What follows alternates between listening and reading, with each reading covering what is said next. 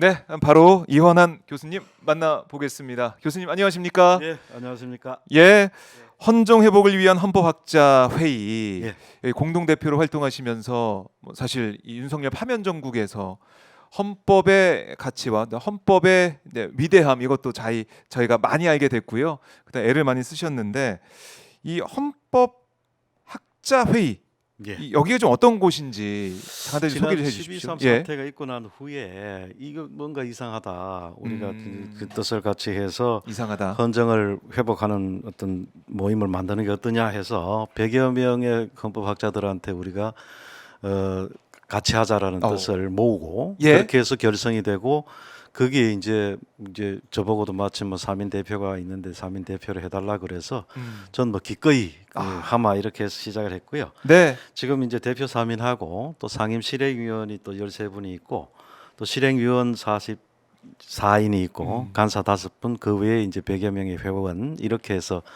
지금 구성되어 있습니다. 네. 예.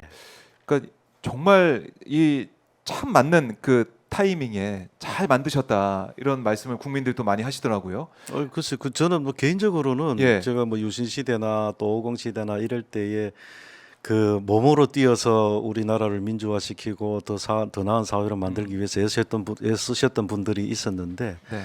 사실 저는 그때는 뭐 그렇게 용기가 없어서 뒷전에 늘 이렇게 물러나 있었는데 나름대로 헌법학을 공부하고 난 다음에 이게 시대가 헌법을 뭔가 자꾸 왜곡시키는 모습을 보아서 이때는 내가 뭐 그때 또 학교도 얼마 남지도 않았고 이제 나름대로 이것을 좀 해야겠다라는 네. 과거에 그 못했던 부채 의식을 좀 들고자 해서 개인적으로는 그런 또 계기도 있었습니다. 네. 예. 알겠습니다. 그래서 역할을 해 오셨는데 사실 이제 파면 선고 예. 헌재 선고문 뭐 결정문에 대해서 좀 여쭙고 싶은데 그거보다 우리 국민들의 관심은 한덕수 대행한테 좀 가 있습니다. 예. 어제 이제 한덕수 대행이 이완규 헌법재판관 후보자 지명을 했어요. 그러니까 대통령 몫에 두 사람의 재판관을 지명하면서 대행이 이럴 수가 있느냐 이런 국민들의 생각. 당장 한덕수를 탄핵하라 이런 목소리까지 나오고 있는데요. 예. 어제 우리 헌법학자 회의에서도 성명을 냈더라고요. 한덕수 대행의 이 결정 행동 이제 어떻게 보고 계십니까? 뭐 기본적으로는 예. 이제 그 한덕수 대행이 해야 할 일은 하지 않고 하지 않아야 될 일을 하는. 아하. 그러니까 헌법적으로 해야 할 일은 예. 하지 않았다가 이제 마흔역 재판관을 마흔역. 이제 임명을 하는 거는 해야 할 일을 늦게나마 이제 한 건 거고. 네. 또 이제 후임 재판관을 지명한다라고 하는 거는 헌법적으로 허용되지 않는 것입니다. 반대로 했네요. 네, 그러니까 이제 해야 할 일을 하지 않고 있다가 늦지막히 이제 하고 또 하지 않아야 될 일을 아주 적극적으로 해버린 뭐 그런 것이 될 수 있습니다. 그래서 네. 지금 현재 우리 그 헌법학계에서 뭐 거의 모든 교과서나 혹은 또 이론들에서 말씀하시기로는 대통령 권한 대행은 새로운 인사권을 행사할 수 없다고 하는 것이 거의 다 일치된 의견입니다. 거의 일치된 예. 의견이다. 그런 의미에서 권한 대행으로서는 네. 곧이어서 이제 새로운 대통령이 이제 선출이 되는 그런 시기가 이제 뭐 얼마 남지 않았는데 권한 대행이라는 지위에서 그런 권한을 행사한다라고 하는 것은 네. 이론적으로 봐도 그렇고 또 어떤 뭐 예컨대 정치적인 정당성의 문제를 따지더라도 용납되어서는 안 되는 그런 일을 한 것이라고 볼 수 있습니다. 아. 네. 그래서 우리가 이제 보면서 한덕수 대행 자체도 12월에는 아이고 대행이 어떻게 이런 뭐 임명하고 이런 걸 할 수가 있느냐. 맞습니다. 이런 그런 식으로, 얘기를 했었죠. 예, 3명의 재판관 임명 안 했잖아요. 예, 그러다 그렇습니다. 탄핵이 좀 된 건데. 근데 이제 와서 이제 대행인데 대행이 대통령이 할 수 있는 것을 지금 대통령 몫에 그 재판관을 지명한다. 이거 진짜 말이 안 지금 돼요. 그 12.3 사태가 있고 난 후에 예. 대통령 윤석열 혹은 또 그를 추종했던 많은 분들이 음. 갖고 있는 어떤 그 하나의 그 기본 패턴이 있습니다. 어. 자신들에게 이익이 되면 수단 방법을 가리지 않고 법을 왜곡을 하고 네. 자신들에게 불이익이 된다라고 싶으면은 정당한 법도 그것을 집행하거나 그것에 따르는 것을 거부하는 그런 양상들이 계속 일어났습니다. 네. 뭐 다들 아시다시피 뭐 예컨대 체포 과정에서의 그 정당한 그 공권력의 집행을 거부한 행위라든지 그다음에 또 그 소위 그 탈옥이라고 보통 얘기들 합니다만 예. 뭐 그런 일이라든지 예. 말 그대로 그 어떤 그 법원에서의 그 석방 결정은 우리나라 헌정사상 70년 내의 초유의 일이었습니다. 네. 그러니까 법이 이익이 되면 자신들에게 어떤 형태로든지 그 이익이 된다고 하면은 법을 왜곡해서 그 법을 이제 독단적으로 해석을 하고 네. 또 자신들에게 이익이 되지 않는다라고 판단하면은 또 예컨대 무슨 헌법상의 무슨 이론이나 이런 것을 끌어들여서 그 우리가 몰랐던 자신들을 정당화하는 것도. 예. 그런 모습들이 12.3 이후로 계속 이어졌습니다. 물론 그 이전에 윤석열 그 전 대통령의 그 국정 운영의 방법에서도 그런 일들이 많았죠. 네. 예컨대 뭐 과도한 형사사법권의 집행이라든지 혹은 또 뭐 정책 결정 과정에서의 어떤 그 일방적 독단적 결정이라든지 이런 부분들이 헌법이라고 하는 것이 갖고 있는 기본적인 그 원리가 있는데 그러한 원리들이 사실은 전혀 지켜지지 않았던 그런 측면들이 많았습니다. 그래서 이제 그런 경향성의 한 모습이 네.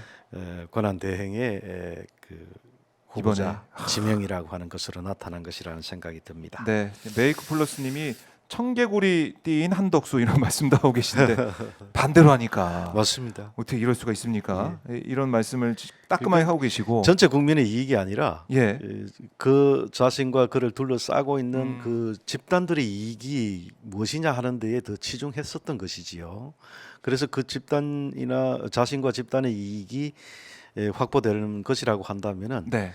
예컨대 뭐 객관적으로 보장되어 있는 헌법이나 법률의 법리가 무엇이냐 이거는 상관이 없는 겁니다. 그냥 그런 방식으로 그 법을 말하자면은 이제 법을 왜곡하고 예. 그냥 이제 진짜 그 법 기술을 부리면서 그 요즘 이제 법 기술이라는 표현을 많이 쓰는데 예. 저는 그 기술자들을 그거 모독하는 말이다. 그래서 오히려 법 기술이 아니라 법술이다 이거는. 법술이다. 법률이 아니라 법술이다. 그렇게 저는 가끔 표현을 하는데 네. 말 그대로 이건 뭐 그 법술이라고 하는 걸 최대한 이용해서 자신들의 이익에 맞도록 네. 법을 왜곡하는 양상. 뭐 그것이 지금 현재 뭐 한 대행에게도 나타나는 것이다 이렇게 볼 수 네. 있겠습니다. 그래요. 오늘 이제 이완규 이 법제처장이 국회 네. 법사위에 나와서 예. 야당 의원들 질의에 이제 답변을 하고 있는데 이렇게 이 정청래 법사위원장이 물어봤어요. 한덕수 대행 관련해서 결정에 대해서 12월 달에 의견 다르고 지금도 달라진 게 아니냐 사실은. 그랬더니 이완규 처장이 한덕수 대행은 일반적인 말씀을 한 것 같고 뭐 이렇게 얘기를 하면서 일반적으로 이렇게 얘기했던 거다. 이렇게 이제 넘어갔고요. 그리고 또 이런 얘기를 했어요. 결단해달라. 6년간 헌재 망치지 말고 결단해달라. 사퇴하라 이런 요구에 대해서 뭐 말씀을 잘 참고하겠다. 이 정도만 얘기를 하고 있었습니다. 그러니까 물러날 뜻이 없다라는 얘기를 했고 그리고 한덕수 총리의 이제 모순되는 발언에 있어서도 그건 일반적인 얘기 아니겠느냐 이런 식으로 해서 넘어가고 있는 것 같고 그 다음에 이 권한대행이 할 수 있느냐 대통령 권한대행 이렇게 임명할 수 있냐 여기에 대해서 이완규 처장이 뭐라고 했냐면 권한대행도 필요하면 재판관 임명할 수 있다는 의견도 많다 이런 주장을 우리 법사위에서 했어요.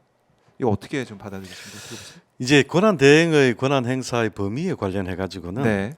지금까지 헌법학계에서는 거의 통설적으로 자리를 잡고 있는 것이 현상 유지적 행위만 할 수 있다라고 되어 있습니다. 현상 유지. 그러니까 이제 예컨대 새로운 인사를 특히 헌법기관에 새로운 인사를 임명한다든가 혹은 또 새로운 기존의 정책과는 다른 어떤 새로운 정책을 네. 추진한다든가 하는 부분에 있어서는 그거는 할 수 없다고 하는 것이 우리 헌법학계의 일반적인 견해였습니다. 네.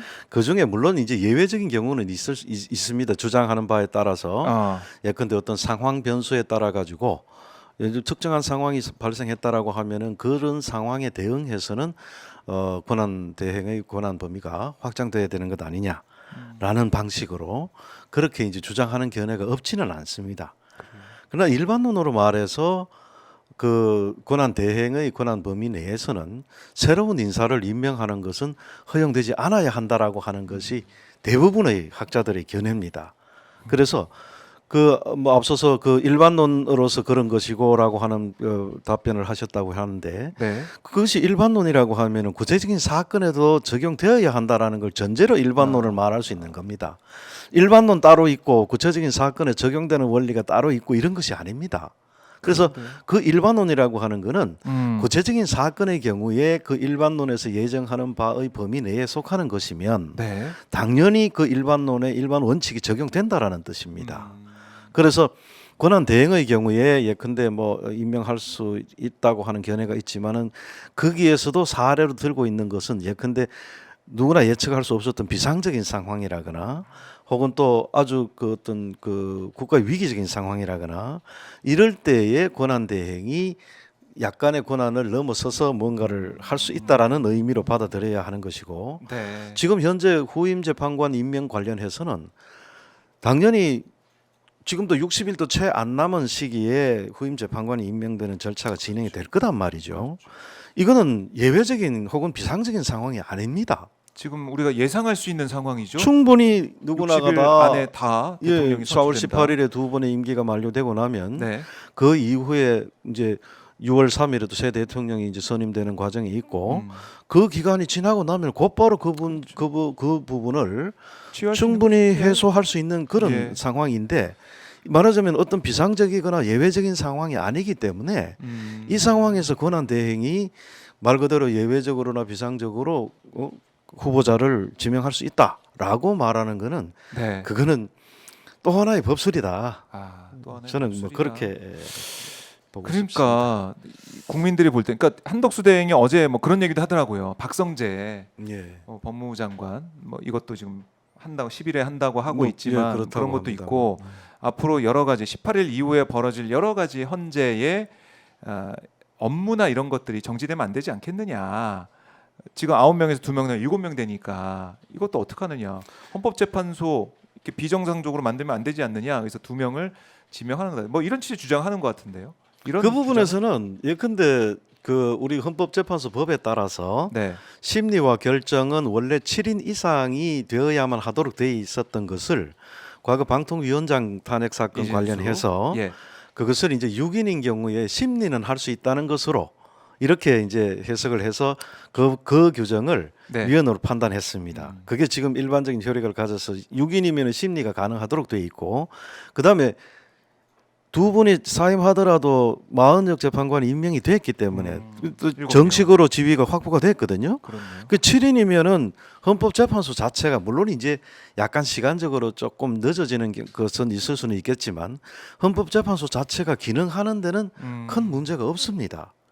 그리고 또 곧이어서 이제 곧 이제 예컨대 새 대통령이 되고 그 다음에 이제 또 후임 재판관을 임명하고 하는 절차를 거치면은 네. 약간의 뭐 한 3-4개월 정도가 시간이 더 걸리긴 하겠습니다만 지금 시점으로부터 그렇죠. 그렇긴 하겠습니다만은 충분히 헌법재판소가 기능을 정상화하는 데에 그 걸리는 시간이 얼마 남질 않았거든요.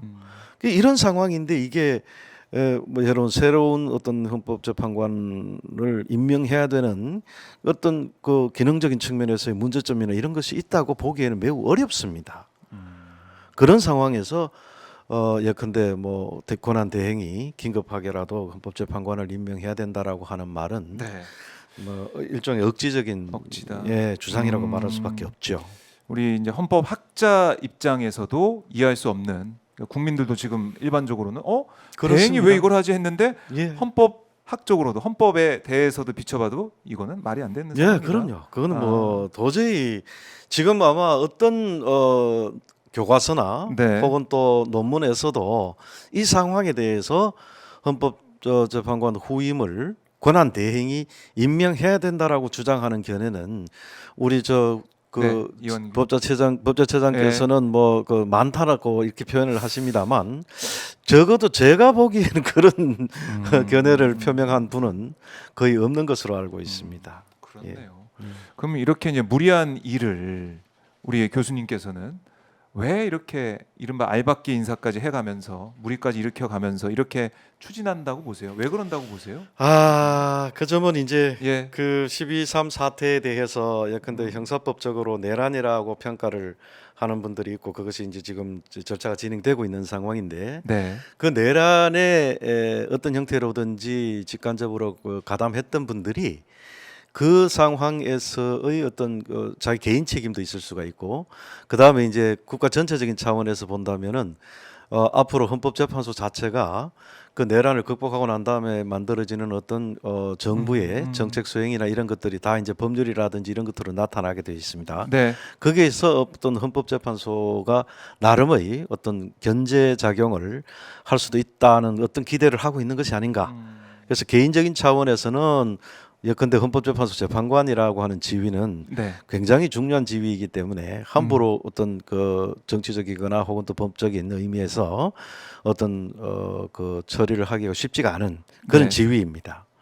이제 그 개인적으로는 또 그런 측면이 있고 또 제도적으로나 혹은 또 국가 전체적인 차원에서 보면 네. 새로운 정부가 들어섰을 때에 그 정부의 권한 행사와 관련해서 나름의 견제로 작용하겠다라는 의도가 있는 것이 아닌가 뭐 제 개인적인 차원에서 한번 추측해 봅니다. 그래요. 그러니까 이게 이제 6년 임기가 6년이기 때문에 그러면은 새로운 대통령 임기보다 더 길게 되는 거 아니겠습니까? 예. 그야말로 6년 알박기 하면서 앞으로 이제 헌재에서 여러 가지를 다투게 될 때, 그러니까 또 뭘 가지고 윤석열 쪽에서 가지고 나서 헌재로 가져갈지 모르잖아요. 맞습니다. 뭐 알 수가 없죠. 지금까지 제가 법술이라고 표현했습니다만 예. 그 예상 전부 다 사실은 초유의 일들입니다. 지금까지 없었던 일들이 계속 벌어지고 있습니다. 그렇죠. 그래서 또 무슨 형태로 그런 일들을 도모하고 또 그 일에 대해서 이제 제도적으로 그 부분을 또 어떤 그 항변하거나 옹호하려고 하는 네. 그런 시도가 나올지 모를 일이거든요. 그러니까 불안해요. 불안해요. 그래서 예. 이 싹을 지금 이렇게 둬선 안 된다, 잘라야 된다 이런 말씀 많이 하시는 거고 이걸 어떻게 그럼 막아낼 수 있을까? 그 지금 현재 그 예. 가장 큰 핵심적인 사항은 앞서도 말씀드린 것처럼 권한 대행이 자신의 권한 행사의 범위가 후임 재판관을 지명하는 정도의 그 권한이 확장될 수 있겠느냐 하는 것이 가장 일차적인 쟁점입니다. 말하자면은 권한 대행에게 일반적으로 허용되어 있는 헌법상 및 법률상의 권한의 범위가 있는데 그걸 벗어나. 그거를 넘어서서 권한 행사를 했다면은 그거는 그 자체로 헌법에 위반하거나 법률에 위반하는 행위입니다. 그래서 무효가 될 수 있습니까? 그러면 이 그래서 지명하는 이제 행위 그 자체가? 부분에 대해서 예. 제도적으로 이거를 어떻게 해소할 것인가의 문제를 놓고 지금 사실은 저희 헌법학자회에서도 굉장히 다양한 견해들이 지금 막 이제 표현이 되고 있습니다. 예. 근데 이제 제일 중요한 문제는 우선은 현재 그 우리 인사청문회 법에 보면 예컨대 행정부나 혹은 또 국회나 이런 데서 인사청문회 청문회 대상이 되는 공직자가 있다라고 한다면은 그 임명권자나 혹은 또 본인이 국회의장에게 그 인사청문 요청안을 제출을 해야 됩니다. 그게 뭐 어떤 개인의 네. 이력이라든가 혹은 등등등의 맞아요. 이런 것들 서류를 준비해서 국회의장에게 제출하도록 돼 있는데 그래서 제출하도록은 돼 있는데 제출을 거부할 수 있는가 하는 근거 규정은 사실은 없습니다. 그런데 이제 이때 이제 그 국회의장께서 이게 예컨대 권한 대행의 후임자 지명 행위는 혹은 또 임명 요청 안은 헌법에 위반되는 것이기 때문에 그 제출을 접수하지 않겠다라는 네. 방법으로 일단 거부를 하는 방법이 있을 수 있습니다. 예. 왜냐하면 그 자체가 헌법에 위반되는 임명 요청이라고 한다면 국회에서는 헌법에 위반된 임명 요청을 이 인사청문회를 개최해서는 안 되는 것이거든요. 그래서 공식적으로 이거는 헌법에 위반되는 그 청문 요청 아니니까 이걸 받아들이지 않겠다라는 예. 방법으로 이제 일단은 그 접수를 하지 않는 방법이 사실상의 방법으로 있을 수 있습니다. 그러니까 우원식 의장의 얘기를 우원식 이미, 의장이 예, 하고 있죠. 예, 그런 얘기를 하죠. 그런 이제 그렇게 되면 예. 그 다음 단계는 이제 절차적으로 예컨대 그 대행 측에서 제출을 했는데 접수를 안 받는 국회의 의장의 행위는 권한 대행의 권한을 침해한다라고 하면서 네. 헌법재판소에다가 권한쟁의 심판 청구를 할 수가 있습니다. 그건 한독 정부와 대행이. 국회의장 사이에 네. 국회 사이에서 음. 권한의 문제이기 때문에 말하자면은 권한 대행의 입장에서는 후임 임명을 위한 인사청문 요청을 요청을 합니다라고 했는데 네. 그런데 국회에서 우리는 그거 못해라고 하면은 권한쟁의. 권한쟁의가 예. 이제 성립될 수 있습니다. 이제 우리 학자들 사이에서 굉장히 많이 이제 논의하고 있는 사항이기도 한데 그러면은 이제 헌법재판소에 가서 이제 그 부분에 관한 이제 판단이 내려질 수가 있겠죠. 그 다음에 또 한 가지는 예. 제출을 했는데 그것을 거부했다라고 할 경우에 그 직접 제출이라는 방법 이외에 다른 어떤 그 제출과 동일한 효과를 가지는 효력을 가지는 어떤 수단을 또 선택할 수도 있겠죠. 뭐 전번에 그냥- 우리 헌법재판소에서 이게 그 대통령에게 이제 그거를 계속 안 받으니까 계속 안 받으니까 이제 공시송달이라든지 공시송달. 뭐 이런 방법을 선택을 해서 그것이 유효한 아하. 송달로 인정이 됐지 않습니까? 예. 뭐 그런 방법으로 이제 저쪽에서 대행해서 나올 뭐 수 그렇게 있다? 할 수는 있겠죠.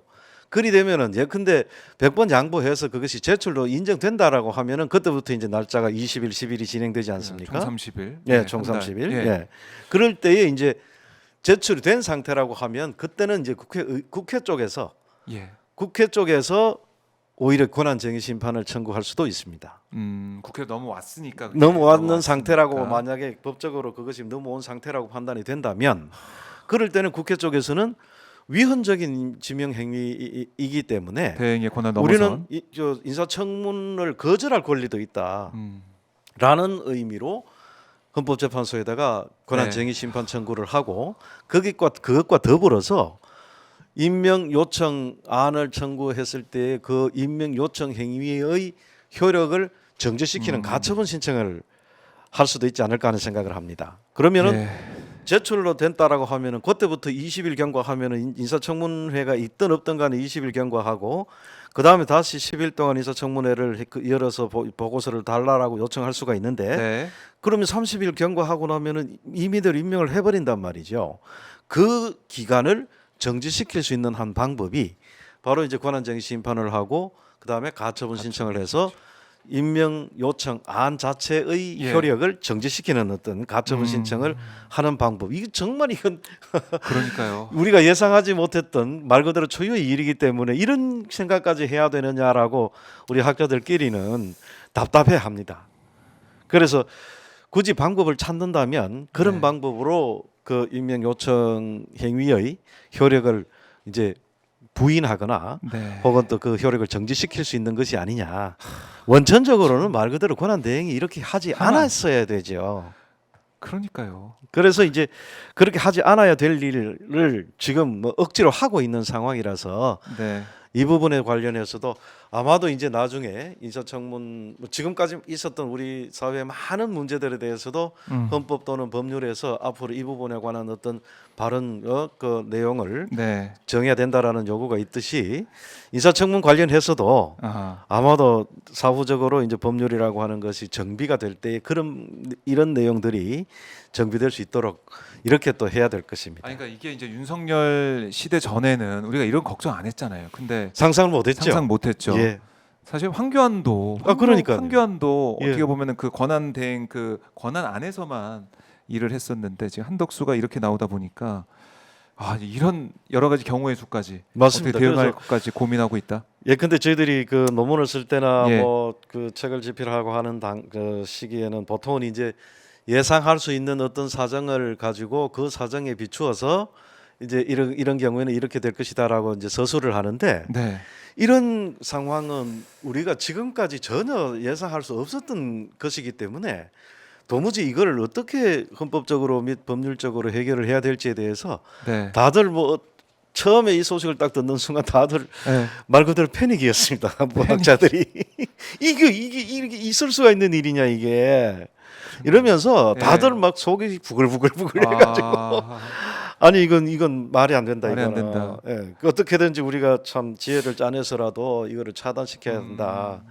그래서 이제 곧바로 저희들도 이제 입장을 어제 내시고. 긴급 성명서를 이제 내면서 부당함을 이제 지적을 하고 그렇게 이제 했었던 것이죠. 이것도 그야말로 이제 한덕수 탄핵 사유가 되는 것이고. 아, 이건 뭐 당연히 당연히 사유가 되는 되는 것이고. 것이라고 봐야 되는 거죠. 야, 이 헌법학자들이 패닉을 느낄 정도니까. 아니 그럼요. 이거는 참 논리적으로 많이 다 설명될 있습니다. 수 있는 사안들이 아닙니다. 이거는. 법수를 쓰고 있는 이 모습들. 예.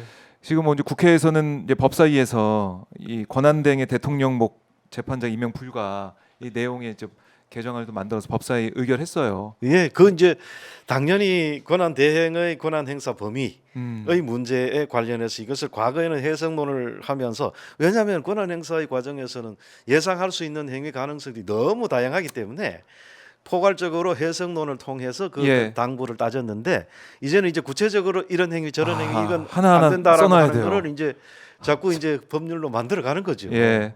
그래서 이거에 막아야 되고 이게 법안이 공포가 되면 본회의 통과 이후에 공포가 되면은 막을 수는 있겠지만 문제는 지금 그 거부권 시기가 행사일 수 있는. 적절하지 않죠. 예. 지금 50여일 남은 그 기간 내에 권한 대행이 자신의 권한을 그러니까요. 행사하도록 돼 있기 때문에 아, 이 거부권 행사라고 하는 것 자체도 사실은 논란이 많습니다. 사실 논란 많은 거 계속 하잖아요. 최상목도 그렇고 한덕수 뭐, 그렇고. 뭐 일단 저지르면 그 뭐 사실적으로 저질러 버리면 그걸로 인해서 또 현상은 또 변화되게 되니까 그런 방식으로 계속 해왔던 것이 과거에 이제 그 윤석열 정부의 그 정책 집행 또 정책 수립과 집행의 한 양상이었습니다. 그게 어떤 합리적이거나 논리적인 어떤 귀결의 방법을 선택하는 것이 아니라 네. 일방적으로 결정을 하고 그것을 밀어붙이는 아, 그런 방식의 정책 수립과 집행이 지금까지 있어 왔죠.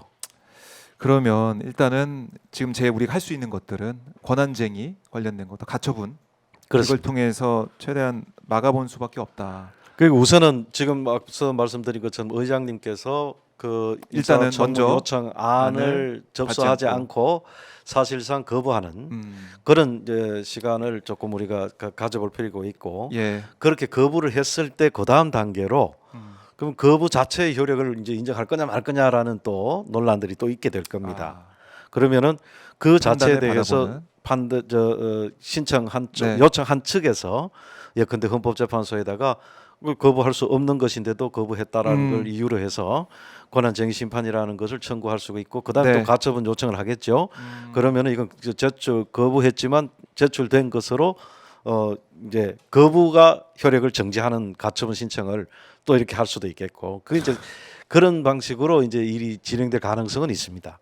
그 다음에 이제 만약에 또 다른 제출과 동일한 방법으로 이제 평가될 수 있는 그런 방식을 선택을 한다면은 그 다음 단계에서는 말하자면은 제출된 것이기 때문에 국회에서 권한쟁의. 이제 권한쟁의 또 심판 청구를 해서 우리가 위헌적인 인사청문 요청이기 때문에 이것을 하지 않을 권리도 있다라는 입장에서 또 이제 권한쟁의 심판 청구를 하고 또 청문 요청 안에 대해서 이것을 또 효력을 정지시키는 가처분 신청을 하고 예. 정말 답답한 것이긴 합니다만 예. 그런 방법으로 진행이 된다면 법 제도적으로는 아마 그럴 수 있지 않을까 하는 생각을 저희들이 지금 지혜를 모으고 있는 상태입니다. 죄를 모으고 있다. 예. 그래서 결과로 만약에 권한쟁의 가게도 가처분 신청 가서 되면 사법부에서는 어떻게 판단할 것이냐. 헌법재판소 입장에서는 네. 그 법리상으로 볼 때에 이것을 그 말하자면은 가처분을 이제 거부할 가처분을 인용하지 않을 논리가 있을까? 왜냐하면 지금 권한 대행에 관한 그 헌법상의 법리가 거의 명백하게 지금 다 인정이 되고 있기 때문에 그렇다면은 그 권한을 벗어난 인사청문 요청 안에 대해서 네. 그것을 접수하지 않은 행위를 위헌이라고 하기가 어렵고 네. 그 다음에 그 인사청문 요청안 자체가 정식의 어떤 인사청문 요청의 제출로서의 효력을 가지기가 어렵다라고 그건 당연히 재판소 재판관님들의 그런 부분은 당연히 이 법리적으로는 수용할 텐데 요는 이제 어떤 그 정치적인 이유에서 네. 이번에도 뭐 저 탄핵 과정에서도 아, 숱한 얘기들이 있었지 마음 고생이 않습니까? 많았죠. 예. 그다음에 이제 대통령 탄핵 이외의 다른 탄핵의 건만 건들을 이렇게 살펴보면 나름대로 정치적으로 고려한 부분들이 적지 않이 있습니다. 그 사건 하나만 놓고 보면 탄핵이 인용됐을 수도 있는데 여러 일련의 탄핵 사건들이 이제 진행되고 그 중에서 대통령 탄핵이 가장 큰 사건이다 보니까 네. 재판관님들께서 그런 부분에서 고민을 한 흔적들도 많이 보이거든요. 음. 그래서 이제 그런 방법으로 절차가 진행됐을 때 헌법재판소에서 어떻게 판단할지에 대해서는 법리적으로는 당연하다고 생각되는데, 요는 이제 정치적인 의미에서 그게 어떻게 판단될지 이제 7분으로 나누게 되지 않습니까? 예. 이제 그럴 때에 이제 헌법재판소의 판단이 어떻게 될까 하는 건 또 지켜봐야 될 필요가 있는 것 같습니다. 참 답답하고 또 이제 지난한 과정이 또 될 것 같아서 50여일밖에 안 남은 상황인데 이걸 이렇게 만드는 이걸 아. 최대한으로 그냥 물을 흐리게 만드는 예. 참 부적절한 네. 행위라는 생각이 듭니다. 한독수 대행 자신의 말 12월에 했던 말을 이렇게 뒤집는 모습. 아, 국민들이 그분들은 어떻게 지금 용납할 수 보면 있겠습니까? 어제의 말과 어제의 말은 이미 흘러가 버린 거고, 예. 오늘의 말은 오늘 현재의 상황에 따라서 오늘의 말을 다시 하는.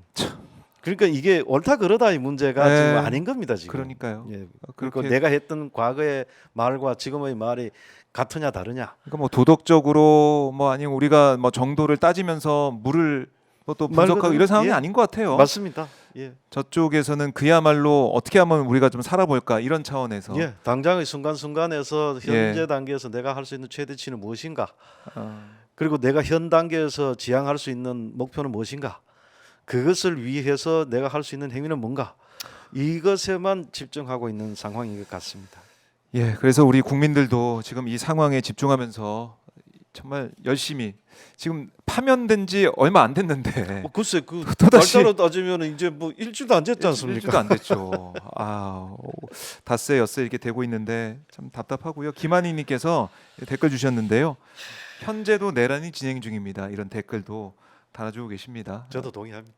네, 그만큼 이 사안 우리 이제 헌법학자들께서도 여러 가지 지혜를 모아서 어제 입장도 내셨지만 앞으로 또 대응하실 텐데요. 저희가 계속 지켜보도록 하고요. 끝으로 저희 시청자분들께 못다한 말씀이나 꼭 하고 싶은 말씀이 있으면 듣고 마무리하겠습니다. 지난 4월 4일의 탄핵 인용 결정은 오롯이 우리 국민 전체의 그 힘으로 이루어낸 겁니다.